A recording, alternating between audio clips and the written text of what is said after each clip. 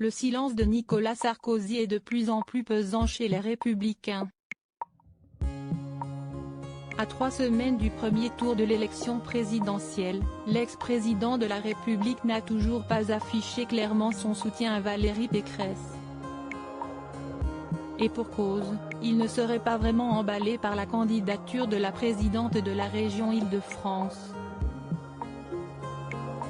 Auprès de ses proches d'ailleurs, Nicolas Sarkozy ne mâcherait pas ses mots à son sujet. Elle n'écoute rien, s'agacerait-il en privé, comme le rapporte le journal du dimanche ce 20 mars.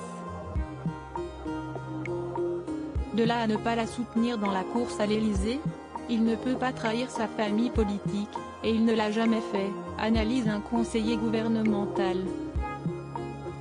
Son manque de soutien à Pécresse est un signe suffisamment fort. Nicolas Sarkozy pourrait donc éviter de se positionner pour Valérie Pécresse et soutenir un autre candidat. Selon Nice Matin, plusieurs de ses proches sont en effet persuadés qu'il compte allier Emmanuel Macron. Une rumeur rapidement démentie par son entourage. Il ne va rien dire. Il ne soutiendra pas Pécresse mais il ne soutiendra pas Macron, assure un sarkozyste dans les colonnes du JDD.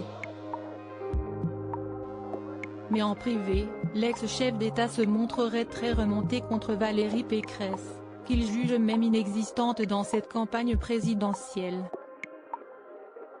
Valérie part dans tous les sens.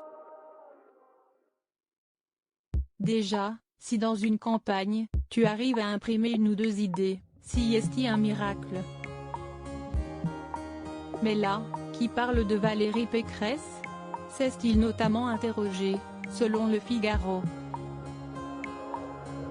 Nicolas Sarkozy déteste qu'on lui force la main. On ne peut pas dire qu'elle vend du rêve, elle n'a pas beaucoup de créativité. Le plus dur dans une campagne, si est-il de faire décoller le deuxième étage de la fusée.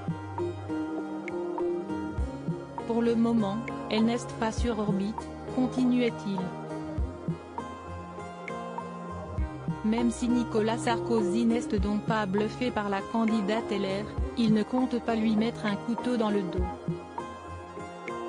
Il déteste qu'on lui force la main, a expliqué au JDD son ancien conseiller en communication, Franck Louvrier. Selon lui, l'époux de Carla Bruni ne sera pas manipulé, ni par les uns, ni par les autres.